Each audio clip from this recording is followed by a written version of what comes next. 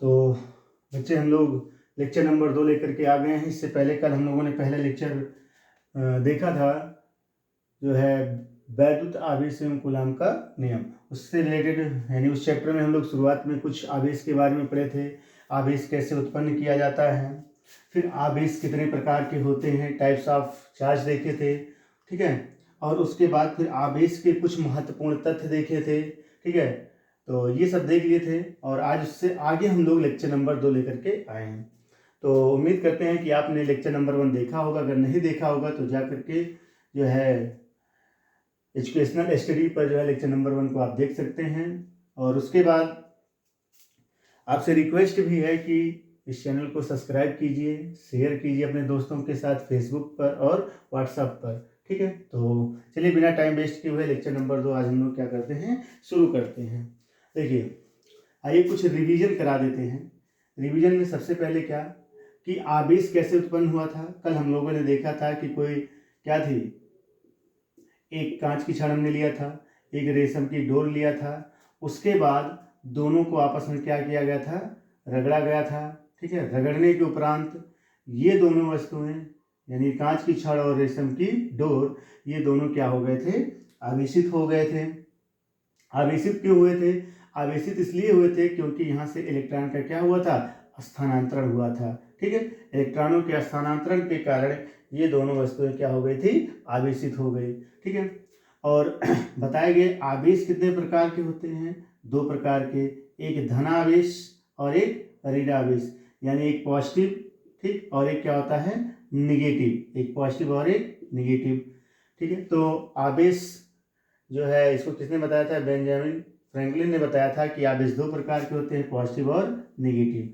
ऐसा क्यों हुआ, क्योंकि देखिए यहाँ पर कोई भी एटम होता है, ध्यान समझिएगा, कोई भी एटम हो, ठीक है, ये मान लीजिए एटम है, ये दूसरा एटम है, अगर जो है इसमें से कोई इलेक्ट्रॉन बाहर नहीं गया, ना ही कोई इलेक्ट्रॉन इस पर आया है, बाहर से आया है, तो ये कैसा होगा, पूर्ण रूप से उदासीन होगा। कैसा होगा, उदासीन यानी न्यूट्रल होगा, ठीक। अगर इस पर वही बात, ना कोई इलेक्ट्रॉन बाहर गया, ना कोई इस पर इलेक्ट्रॉन बाहर से इस पर आया, तो ये भी कैसा होगा, उदासीन, ठीक है। ये हम 2 एटम की बात कर रहे हैं। और आपको पता है कि एटम में क्या होता है, ये एक न्यूक्लियस हो गया, ठीक है, और इसके बाहर ये ऑर्बिटल्स हो गए, ठीक है। चलिए, हमें पता है कि न्यूक्लियस में क्या होते हैं, न्यूक्लियस में होते हैं प्रोटॉन, ठीक, और इसके बाहर क्या होते हैं, इलेक्ट्रॉन। यहाँ पर भी वही क्या होंगे, प्रोटॉन, और इसके बाहर यहाँ पर क्या होंगे, इलेक्ट्रॉन। जब दोनों को आपस में स्लाइड कराया जाएगा, घर्षण करेंगे, तो इसमें देख रहे हैं बाहर कौन है, इलेक्ट्रॉन है, तो इन्हीं केवल इलेक्ट्रॉनों का क्या होता है, स्थानांतरण होता है। इलेक्ट्रॉनों के स्थानांतरण के कारण ही ये जो है, जो परमाणु है या कह सकते हैं जो वस्तु है, वो क्या होती है, आवेशित होती है। तो वही, ठीक है। अब यहाँ से अगर इलेक्ट्रॉन, ध्यान समझिएगा, यदि यहाँ से इलेक्ट्रॉन इस पर जाता है तो ये परमाणु कैसा हो जाएगा, ऋणात्मक, ठीक है। और अगर इससे इलेक्ट्रॉन इस पर आता है तो ये परमाणु कैसा हो जाएगा, ये वाला ऋणात्मक। अब देखिए, ध्यान रखिए, अगर यहाँ से इलेक्ट्रॉन यहाँ पर जा रहा है, ठीक है, यानी इस एटम ए से एटम कहाँ पर जा रहा है, बी पर, तो ये कैसा होगा, यानी यहाँ से इलेक्ट्रॉन निकल गया, ठीक है। तो प्रोटॉन तो पहले उतना ही था, ठीक है। हम लोग पता है कि इलेक्ट्रॉन कैसा होता है, ऋणात्मक, प्रोटॉन कैसा होता है, धनात्मक। तो जब यहाँ से ऋणात्मक यानी इलेक्ट्रॉन निकल जाएगा तो ये कैसा बचेगा, बताइए, धनात्मक हो जाएगा। और ये कैसा हो जाएगा, यहाँ पर ऋण और आ गए तो ये कैसा हो जाएगा, ऋणात्मक हो जाएगा। तो इस तरीके से ये परमाणु कैसा हो जाएगा, आवेशित। और आवेशित कैसा होगा, पॉजिटिव की निगेटिव, ये हो जाएगा पॉजिटिव। क्यों, क्योंकि यहाँ से इलेक्ट्रॉन चले गए इस एटम से, ए से कहाँ चले गए, बी पर, ए से बी पर चले जाएगा तो ए क्या हो जाएगा, पॉजिटिव, और बी क्या हो जाएगा, निगेटिव, ठीक है। और इस तरीके से ये दोनों आवेश क्या हो गए, मतलब ये दोनों परमाणु कैसे हो गए, आवेशित हो गए, ठीक है। और किसी भी, हमने बताया था कल, ये भी कल ही की बात है, कि अगर जो है फर्स्ट वाले लेक्चर की, कि यहाँ से अगर इलेक्ट्रॉन इस पर जा रहा है तो मिनिमम कितना चार्ज है, इससे अगर इस पर चार्ज जा रहा है तो मिनिमम कितना, 1.6 इंटू 10⁻⁻19 कूलम। इससे कम आवेश जो है स्थानांतरण नहीं हो सकता है, ठीक है। इससे कम आवेश जो है स्थानांतरण नहीं हो सकता है, ठीक है। तो ये आपको याद रखना है। इसके लिए कल फार्मूला हम लोगों ने देखा था, Q बराबर, क्या देखा था, Q बराबर +-NE, ठीक है। और कुछ बात कर लेते हैं। देखिए Q बराबर यानी फिर उसके बाद हम लोगों ने देखा ये जब आवेशित हो गए तो ये पॉजिटिव और ये नेगेटिव, तो प्लस और प्लस के बीच कैसा बल लगेगा, प्रतिकर्षण का। माइनस और माइनस के बीच कैसा बल लगेगा, प्रतिकर्षण का। यानी इन दोनों के बीच, यानी कि जब हम दो आवेशों का गुणा कराएं और गुणनफल कैसा हो, पॉजिटिव प्राप्त हो, तो उसे हम क्या कहेंगे बताइए। उसे उनके बीच जो फोर्स लगेगा उसे कौन सा फोर्स होगा, वो प्रतिकर्षण का। ठीक है। और अगर एक पॉजिटिव और एक नेगेटिव इन दोनों का मल्टीप्लाई कराएं यानी गुणा कराएं तो ये क्या प्राप्त होगा हमें, नेगेटिव। तो अगर दो चार्जों का गुणनफल ऋणात्मक यानी नेगेटिव प्राप्त होता है तो वहां पर बल कौन सा लगेगा, आकर्षण। ठीक है, चलिए ये इतना आपको याद रखना है। ठीक है, अब इससे आगे हम लोग शुरू करते हैं, आप इसको नोट कर लीजिए। कुछ बातें और हैं, इनको याद कर लेना है हमेशा। जैसे इलेक्ट्रॉन का द्रव्यमान, ठीक है, द्रव्यमान आवेश, इसको आप नोट कर लीजिए। यहाँ पर लिख दीजिए मूल कण, इनको मूल कण भी कहते हैं, मूल कण। ठीक है, और यहाँ पर इन पर आवेश, इन मूल कणों पर आवेश कितना होता है और इनका द्रव्यमान कितना होता है, इसको आपको याद कर लेना है। ठीक है, तो मूल कण में सबसे पहले हम लोग बात कर लेते हैं इलेक्ट्रॉन की। इलेक्ट्रॉन पर जो आवेश होता है वो होता है -1.6 × 10⁻⁹ कूलाम, और इनका द्रव्यमान कितना होता है 9.1 × 10⁻31 किलोग्राम। ये इलेक्ट्रॉन की बात है। यही प्रोटॉन की अगर बात करें तो यहाँ पर जो चार्ज होता है वो उतना ही होता है, केवल पॉजिटिव 1.6 × 10⁻⁹ कूलाम। यहाँ पर जो द्रव्यमान होता है वो होता है 1.67 × 10⁻27 kg। ठीक, बात कर लेते हैं न्यूट्रॉन की। तो न्यूट्रॉन पर कोई आवेश नहीं होता है, ठीक, नो चार्ज। ठीक है, और यहाँ पर इसका द्रव्यमान भी लगभग इसी के बराबर मान सकते हैं, 1.76 × 10⁻27 kg। ठीक है, तो इसको आप नोट कर लीजिए कि ये इसे मूल कण भी कहते हैं, अगर ना पता हो तो। अगर पता है तो अच्छी बात है। किसको किसको, इलेक्ट्रॉन, प्रोटॉन और न्यूट्रॉन को ही हम लोग क्या कहते हैं, मूल कण कहते हैं। ठीक है, मिटा दिया गया, नोट कर लीजिए बच्चों। चलिए उम्मीद करते हैं नोट कर लिए होंगे, आगे चलते हैं। देखिए इसको सीरियल वाइज बनाते चलिएगा नोट्स में, तभी जो है इसका फ़ायदा मिलेगा। अदरवाइज आप इसको पढ़ के छोड़ देंगे तो कुछ हासिल होने वाला नहीं है। अब हम लोग बात करते हैं आवेश के कुछ महत्वपूर्ण तथ्य में, जो है कुछ और बातें कर लेते हैं। जैसा कि जो है हम लोगों ने कल किया था, ठीक है, आवेश संरक्षण का सिद्धांत देखे थे, और फिर आवेश का क्वांटीकरण देखे थे। फिर ये देखे थे कि दो चार्ज एक दूसरे को क्या करते हैं, उनके बीच बल लगता है, लेकिन वो बल डिपेंड करता है आकर्षण के। और मतलब चार्ज कैसे हैं, अगर दो पॉजिटिव चार्ज हैं दोनों तो उनके बीच बल प्रतिकर्षण, दो नेगेटिव चार्ज हैं तो उनके बीच बल प्रतिकर्षण। अगर एक पॉजिटिव है और एक जो है कैसा है, नेगेटिव, तो उनके बीच बल कैसा लगता है, आकर्षण का। ये सब बातें जो है कब की थी, कल की थी। आज हम लोग नया पढ़ते हैं। इसमें एक खूबसूरत सा टॉपिक आता है जो कि बोर्ड में कई बार पूछा गया है, इंपॉर्टेंट भी है, कूलाम का नियम। ठीक है,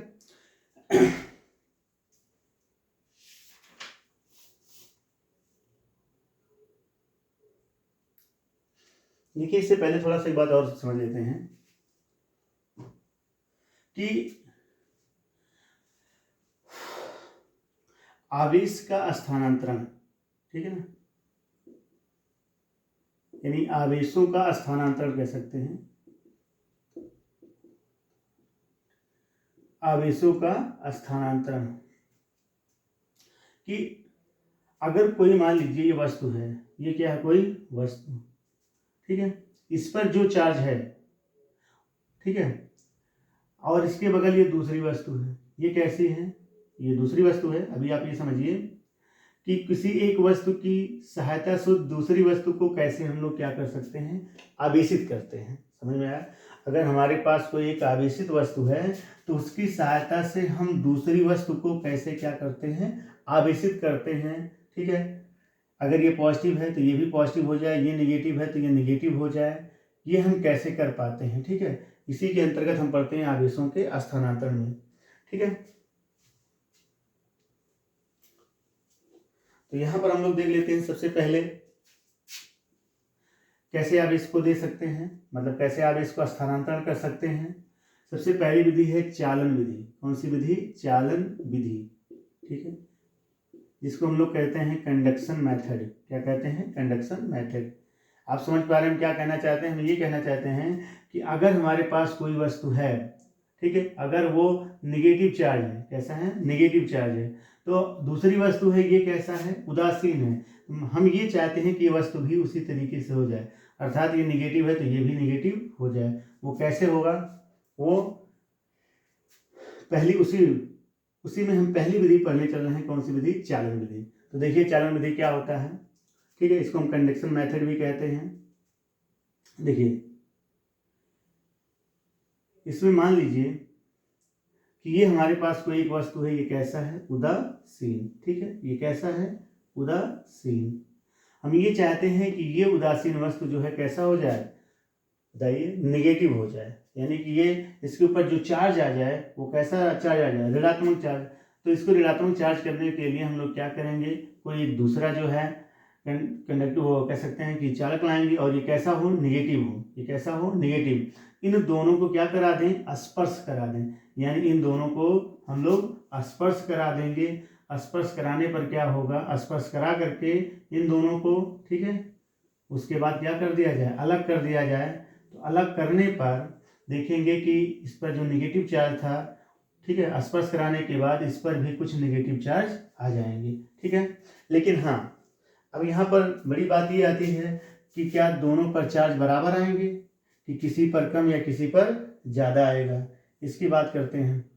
देखिए अगर दोनों, ये मेटल और ये मेटल दोनों अगर एक ही मेटल है, ठीक है, जैसे ये कॉपर हो, ये भी कॉपर हो, तो और दोनों की शेप और साइज दोनों सेम हो, तो अगर दोनों को हम लोग क्या करते हैं?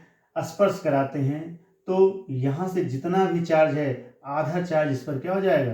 ट्रांसफर हो जाएगा। बात समझ में आया? ये है चालन विधि। आवेशों को कैसे हम लोग कर सकते हैं कि अगर हमारे पास कोई उदासीन वस्तु है और उस उदासीन वस्तु को अगर हम कह सकते हैं कि नेगेटिव चार्ज करना चाहते हैं, तो उसके लिए हमें क्या लाना पड़ेगा? एक नेगेटिव कंडक्टर लाना पड़ेगा, और उसको हम लोग उससे क्या करेंगे? स्पर्श कराएंगे। स्पर्श कराने के उपरांत, ठीक है, इस तरीके से उनको अलग करेंगे, तो दोनों पर चार्ज क्या हो जाएगा? वितरित हो जाएगा। चार्ज किस तरीके से वितरित होगा? चार्ज इस तरीके से वितरित होगा, दोनों पर समान हो ये जरूरी नहीं है। समान तभी होगा, मतलब दोनों पर चार्ज की मात्रा तभी बराबर होगी जब ये दोनों, ठीक है, ये दोनों सेम मेटल के हों, और उसके बाद दोनों का शेप और साइज एक ही हो, ठीक है। तो ये है चालन विधि। कि चालन विधि द्वारा कैसे हम आवेश को, ठीक है, दूसरी वस्तु को, एक वस्तु से दूसरी वस्तु को कैसे आवेशित कर सकते हैं, ठीक। ये पहला मेथड है। दूसरा मेथड हम लोग पढ़ते हैं प्रेरण विधि। कौन सी विधि? प्रेरण विधि। इसको कहते हैं इंडक्शन मेथड। इसे क्या कहते हैं? इंडक्शन मेथड, ठीक है। तो चलिए इसको देखते हैं, इसको नोट कर लीजिएगा चालन विधि में कैसे करते हैं।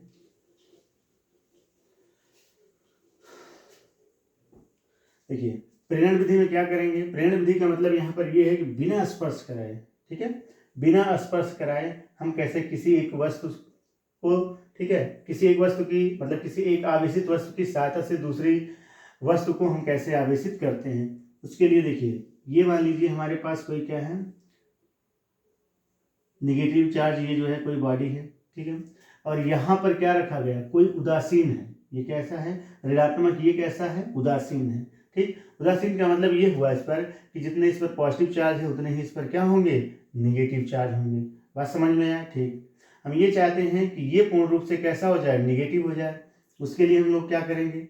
देखिए ये निगेटिव है, ठीक है, तो इसको हम क्या करना चाहते हैं? निगेटिव करना चाहते हैं, यानी ये ऋणात्मक चार्ज है तो ये भी कैसा हो जाए? ऋणात्मक चार्ज हो जाए, यानी ये पूरी बॉडी निगेटिव इस पर चार्ज आ जाए।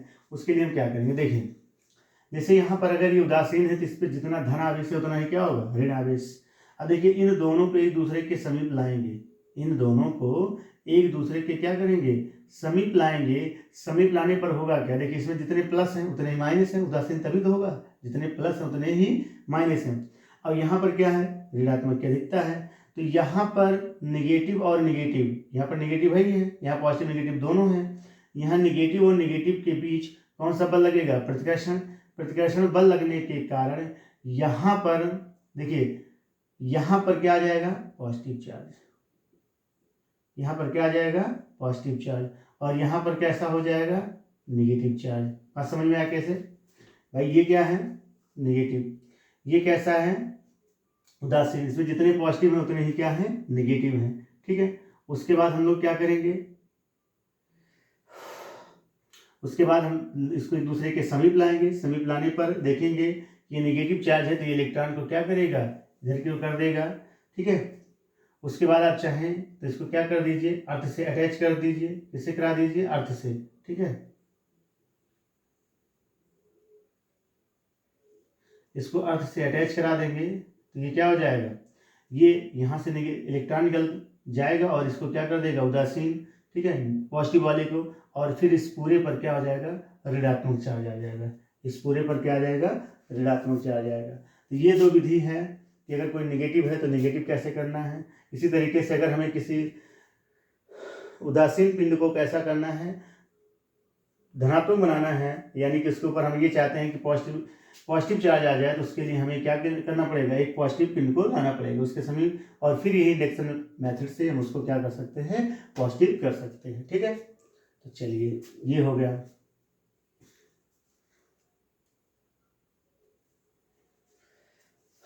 अगली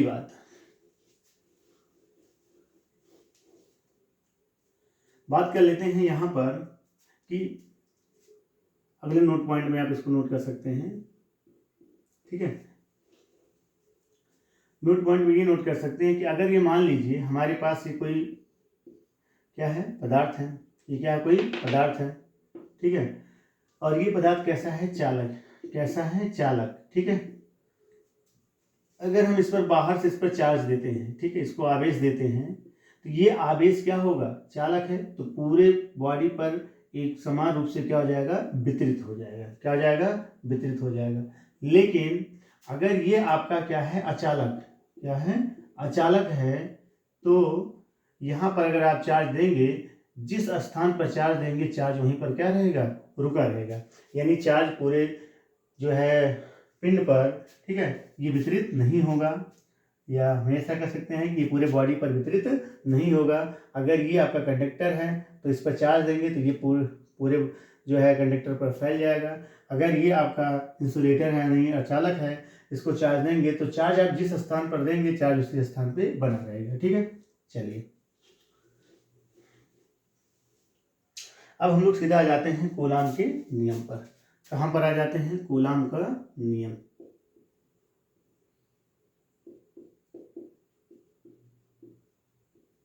कूलाम्स लॉ, ये बहुत ही इंपॉर्टेंट है बोर्ड की दृष्टि से, ठीक है, बहुत ही इंपॉर्टेंट है। देखिए कूलाम जो है एक वैज्ञानिक का नाम है, इन्होंने क्या बताया था उसके बारे में हम लोग चर्चा करने चल रहे हैं। देखिए जैसे अभी आप लोगों को पता चला कि अगर ये चार्ज है पॉजिटिव चार्ज, ये चार्ज कैसा है, पॉजिटिव चार्ज, ये चार्ज पॉजिटिव, ये नेगेटिव, ये नेगेटिव, और ये चार्ज नेगेटिव। तो हम लोग पता है कि अगर दो चार्ज सेम हैं, इनके बीच प्रतिकर्षण, ये दोनों चार्जों के बीच बल प्रतिकर्षण बल, इन दोनों चार्जों के बीच आकर्षण बल, ठीक है ना, यानी इन दोनों के बीच रिपल्सन फोर्स, इन दोनों के बीच रिपल्सन फोर्स, लेकिन इन दोनों के बीच कौन सा बल, फोर्स लगेगा, अट्रैक्शन फोर्स। तो वही फोर्स, ठीक है, इन दोनों के बीच फोर्स तो लग रहा है, उस फोर्स का कैलकुलेशन हम कैसे करेंगे कि इनके बीच कितना बल लग रहा है, ठीक है, उसको हम कैसे फाइंड करेंगे, उसी को बताने के लिए ये वैज्ञानिक जो थे, इनका नाम कूलाम है, उन्होंने ही बताया कि इन दोनों के बीच जो बल लगेगा उसको हम कैसे फाइंड करेंगे, कैसे प्राप्त करेंगे, और वो कितना होगा, इसकी हम लोग मतलब इन्होंने बताया। आइए इसकी चर्चा करते हैं। उन्होंने कहा, ध्यान समझिएगा, कि अगर दो चार्ज हैं हमारे पास, एक चार्ज Q1 और एक चार्ज Q2, ठीक है, एक चार्ज Q1 और एक चार्ज Q2, अगर ये दोनों चार्ज हैं, ये पॉइंट A और ये पॉइंट B, पॉइंट A और पॉइंट B पर रखे गए हैं, समझ में आ रहा है, पॉइंट A और पॉइंट B पर रखे गए हैं, ठीक है, और इनके बीच का जो डिस्टेंस है, इनके बीच की जो दूरी है वो कितना है, R है, इनके बीच की दूरी कितना है, R है। अगर ये दो चार्ज R दूरी पर रखे गए हैं तो इनके बीच कितना बल लगेगा, कितना फोर्स कार्य करेगा, उसी को किसने बताया, बताइए कूलाम ने कैसे बताया, ध्यान सुनिए।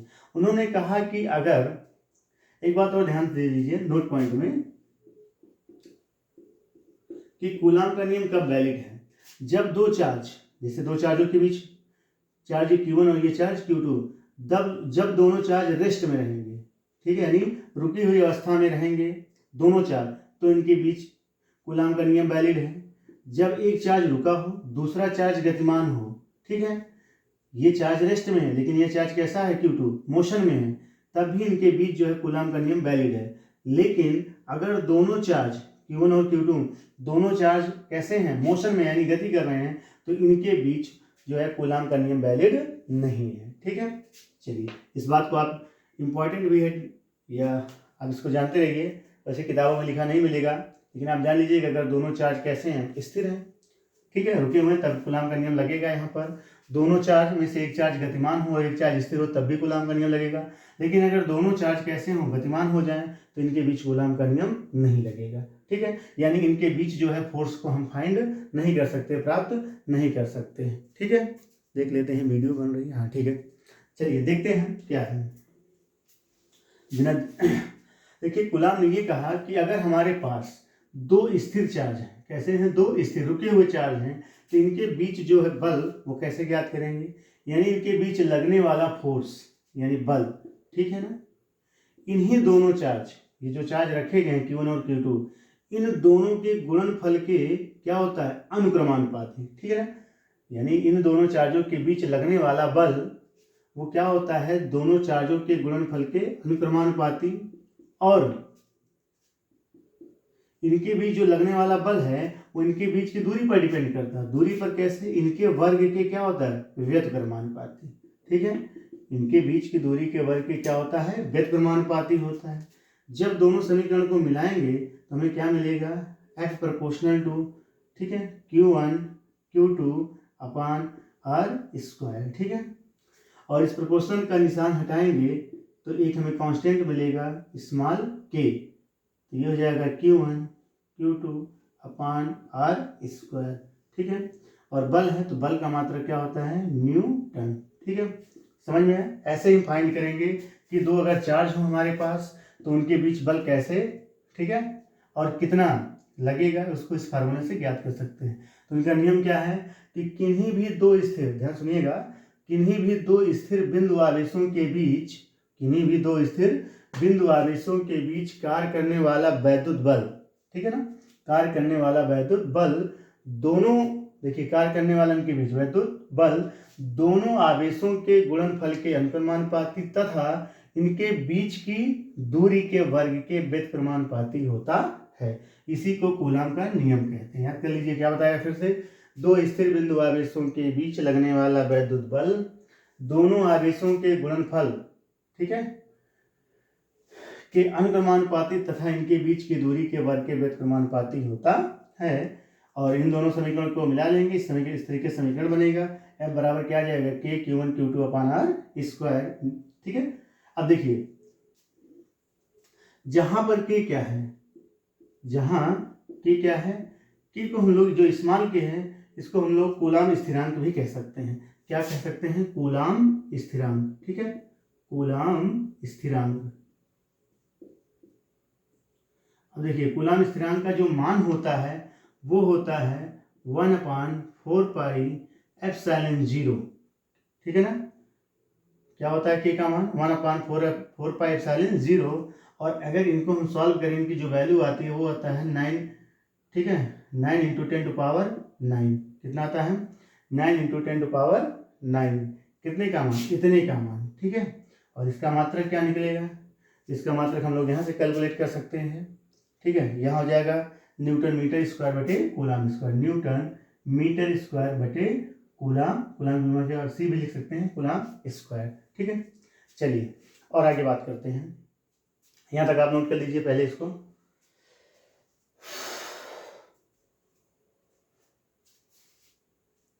ठीक है, चलिए इधर मिटा रहे हैं।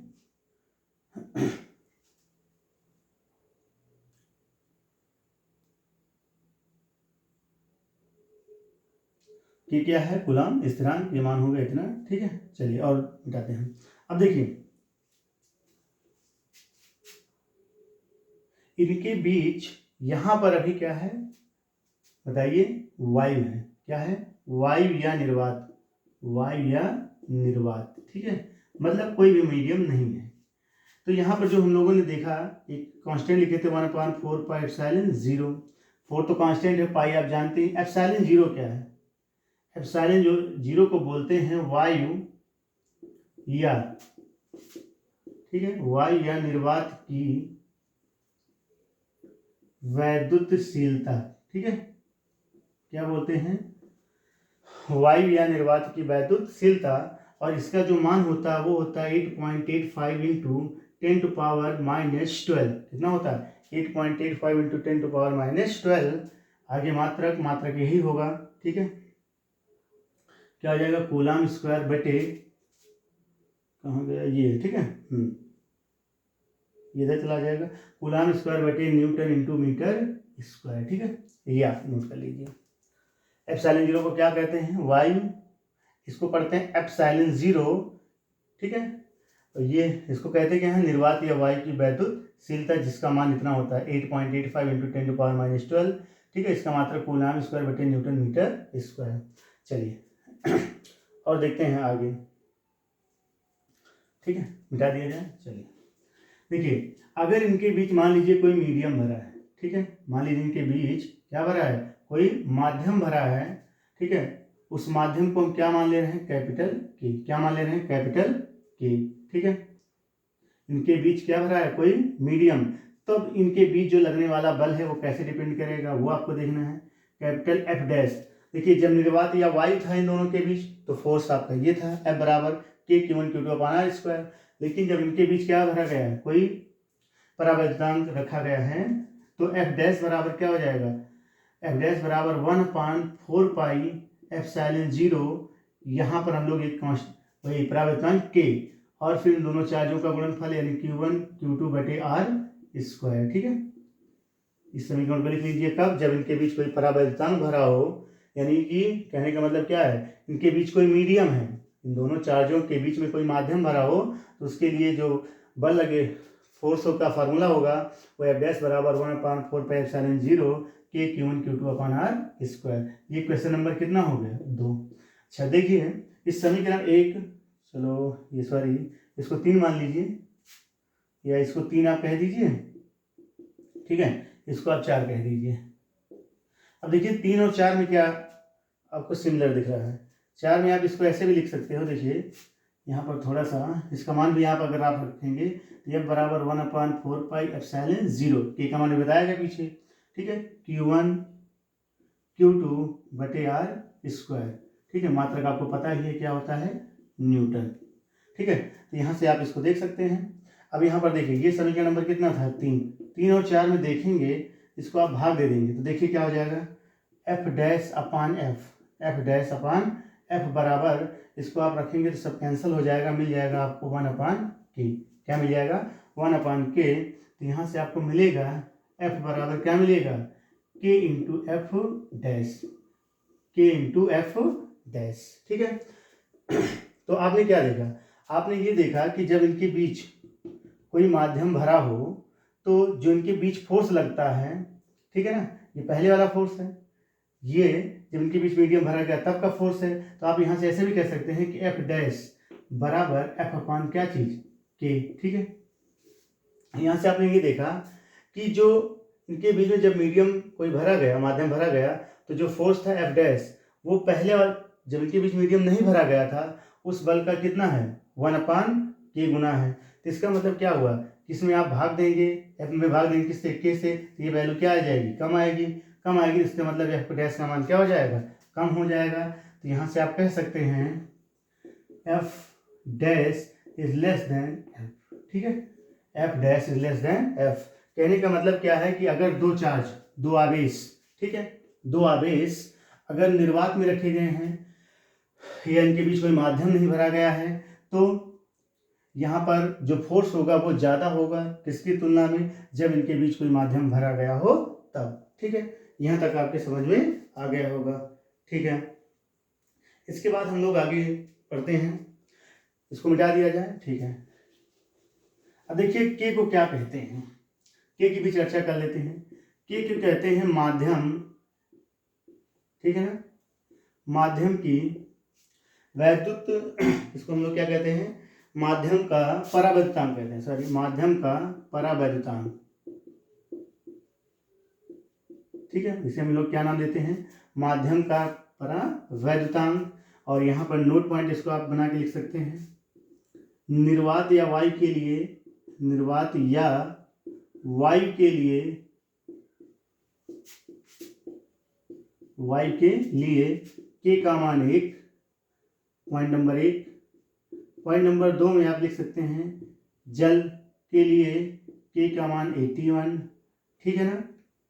पॉइंट नंबर 3 धातु के लिए, जो धातु होते हैं उनके लिए के का मान क्या होता है, इन्फिनिटी होता है। और सबसे बड़ा स्टार पॉइंट आपको लगा के ये रखना है कि जो के का मान होता है, ये वाला के का मान, ठीक है, यानी कि माध्यम के परावैद्युतांक जो है इसका मान कभी भी, ठीक है ना, 1 से कम नहीं होता है, हमेशा 1 से क्या होता है, 1 के बराबर या 1 से बड़ा होता है, ये आपको याद रखना है, ठीक है। चलिए यहाँ तक आप नोट कर लीजिए।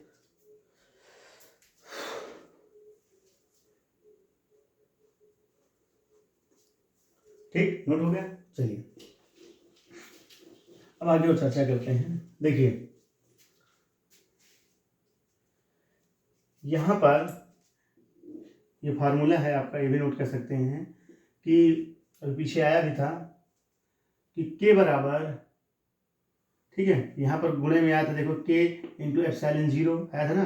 देखो कैसे, वन हम लोग ने लिखा था एफ डैश बराबर क्या लिखा था, 1/4 पाई एप्सिलॉन 0, ठीक है, इंटू के Q1 Q2 upon R square. इसमें देखिए एप्सिलॉन 0 इंटू के को हम लोग एप्सिलॉन 0 भी लिखते हैं, केवल एप्सिलॉन भी लिखते हैं, ठीक है। या के बराबर आपका हो जाएगा एप्सिलॉन अपान एप्सिलॉन 0। इसको नोट कर लीजिए, इंपॉर्टेंट फार्मूला, इस पर क्वेश्चन भी आ जाते हैं, ठीक है, इसको नोट कर लीजिए। नोट हो गया। चलिए आगे बात करते हैं।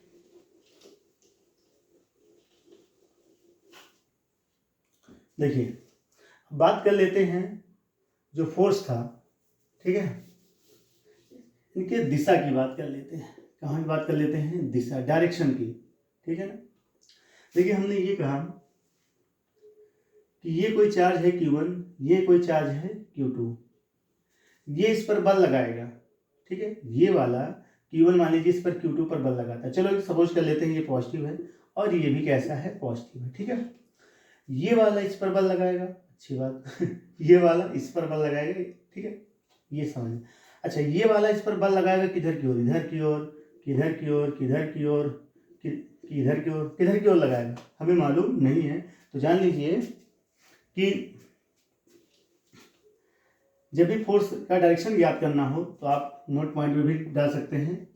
कैसे, देखिए ये अगर चार्ज है Q1 और ये चार्ज क्या है Q2, दोनों रखे गए हैं, ठीक है, ये पॉइंट ए पर है, ये पॉइंट बी पर है। आपको पता है अगर ये पॉजिटिव ये भी पॉजिटिव, तो ये वाला फोर्स इस पर लगाएगा, ठीक है। पहले आपको क्या करना है, दिशा कहते हैं, सबसे पहले इन दोनों को मिलाते हुए एक सीधी रेखा खींच दीजिए। क्या खींच दीजिए, सीधी रेखा।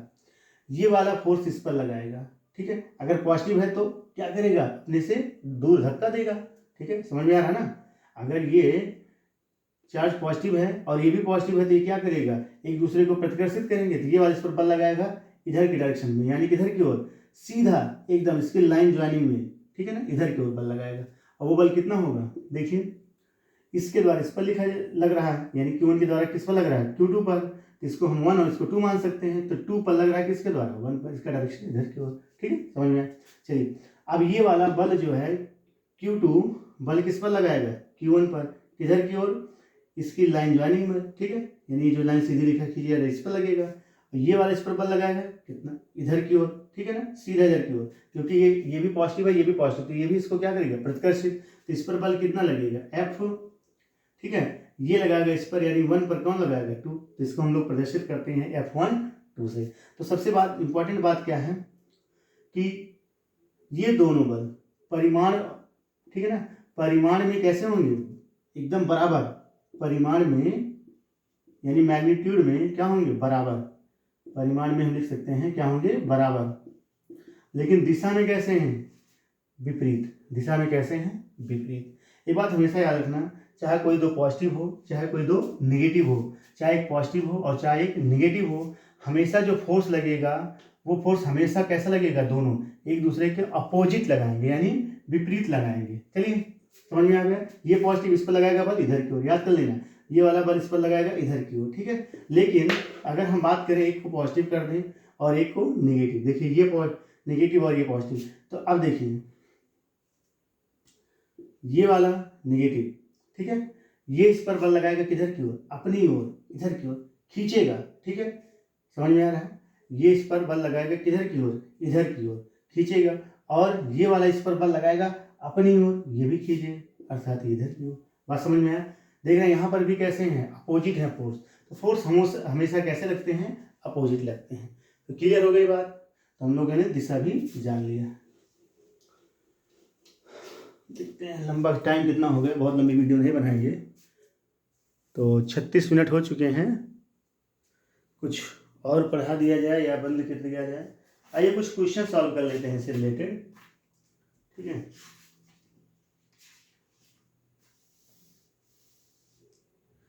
चलिए हाँ, एक और रह गया था थोड़ा सा, उसकी बात कर लेते हैं, इंपॉर्टेंट पॉइंट की, कूलाम के नियम में ही। देखिए हम लोगों ने देखा था कि F बराबर क्या था, 1/4 पाई एप्सिलॉन 0 Q1 Q2 बटे R स्क्वायर। बहुत अच्छे बच्चे। चलो देखिए यहाँ पर जो ये एप्सिलॉन 0 है इसको बोलते हैं निर्वात या वायु की वैद्युतशीलता। अब हम लोग याद करने चल रहे हैं एप्सिलॉन 0 का, ठीक है, मात्रक एवं बीमा, मात्रक एवं बीमा, ठीक है, वो कैसे ज्ञात करेंगे इसकी चर्चा करनी चल रहे हैं। देखिए कुछ नहीं है, 4 पाई कांस्टेंट है, इसकी कोई बीमा होती नहीं है, तो ये इधर जाएगा तो ये भाग में चला आएगा दौड़ता हुआ, नीचे कहेगा नहीं भैया मैं नीचे जाऊंगा, Q1 Q2 बटे ये भाग के आ गया, यहाँ पर क्या हो जाएगा, FR स्क्वायर, ठीक है, समझ में आ गया। चलो अच्छी बात है। आवेश, ये आवेश है, ये भी आवेश, आवेश का मात्रा क्या होता है, कूलाम, ये भी कूलाम, तो बाबू ये क्या हो जाएंगे, कूलाम का स्क्वायर, ठीक, अच्छी बात। ये क्या है, और बल, बल का मात्रा क्या होता है, वही पुराना वाला न्यूटन, और ये आर क्या, मीटर, ठीक है, तो मीटर का स्क्वायर। बात समझ में आ गया होगा। एप्सिलॉन 0 का जो मात्रक होता है वो कूलाम स्क्वायर बटे न्यूटन इंटू मीटर स्क्वायर। आप इसको ऐसे लिख सकते हैं C स्क्वायर बटे N इंटू M स्क्वायर। बात समझ में आ गई। चलो बात कर लेते हैं किसकी, बीमा की। बात किसकी कर लेते हैं, बीमा की, ठीक है। अब बीमा क्या होता है, देखिए इस बात को सबको पता है, कूलाम की बीमा क्या होती है, AT, क्या होता है, AT स्क्वायर है, चढ़े हैं मोड पे तो तुम भी चढ़ा दो भाई, उतारो का है। ये क्या है, बल, और बल की बीमा क्लास 11 से ही पढ़ते आ रहे हैं, क्या होता है, MLT-2, क्या होता है, MLT-2, ये क्या है, मीटर, मीटर की बीमा क्या होती है, L स्क्वायर, ठीक है, समझ में आ रहा है। चलो अच्छी बात है, उम्मीद करते हैं आ रहा होगा। ये M ऊपर जाएगा तो M की घात कितना हो जाएगा, -1। देखो यहाँ T स्क्वायर, यहाँ T स्क्वायर, माइनस में ऊपर जाएगा तो T की घात +4 हो जाएगा, और क्या हो जाएगा, यहाँ क्या है L, यहाँ क्या है L स्क्वायर और L मिलके L के ऊपर जाएंगे तो -L की घात -3, और ये क्या है A, तो A एम्पियर, उसको ऐसे ही रहने दो, A स्क्वायर। बात समझ में आएगा। तो ये बहुत इंपॉर्टेंट है, पेपर में पूछा जाता है, 1 नंबर का, कितने मार्क्स का, 1 अंक का, 1 अंक का ये क्वेश्चन पूछा जाता है कि एप्सिलॉन 0 का मात्रक एवं बताइए। तो आपके ये सामने है, एप्सिलॉन 0 का जो मात्रक होता है वो क्या होता है, कूलाम स्क्वायर बटे न्यूटन मीटर स्क्वायर। इसकी जो बीमा होती है वो क्या होता है, ये होता है फलाने, ठीक है। नोट कर लिए, चलिए मिटा दिया जाए, ओके। अच्छा एक बात और कर लेते हैं, ये जो भी हम लोग देखे थे माध्यम की कैपिटल K की बात कर लेते हैं, इसका मात्रक क्या होता है। अभी आपको पता है कि एप्सिलॉन हो, एक बात याद कर लीजिए, चाहे एप्सिलॉन हो चाहे एप्सिलॉन 0 हो, दोनों का जो मात्रक और बीमा है वो यही होता है, M की घात -1, T की घात कितना 4 L की घात -3 A टू पावर 2, ठीक है, ये होता है। तो आपको पता है ये दोनों वैल्यू सेम है, ऊपर रखेंगे, देखो आपको पता है क्या होता है, K बराबर F/ε0, दोनों को रखेंगे, ये वैल्यू ऊपर उतनी ही वैल्यू नीचे, दोनों कैंसल। तो यहाँ पर लिख सकते हैं इसकी कोई बीमा नहीं होती है, अर्थात बिना बीमा के, है ना, यानी कोई बीमा नहीं होती है। बात समझ में आ गया? के की जो है कोई मात्रक एवं बीमा नहीं होता है। क्लियर हो गया? ठीक है, चलिए अब हम लोग आगे बात करने चल रहे हैं। मिटा दिया जाए, नोट कर लीजिए। ठीक,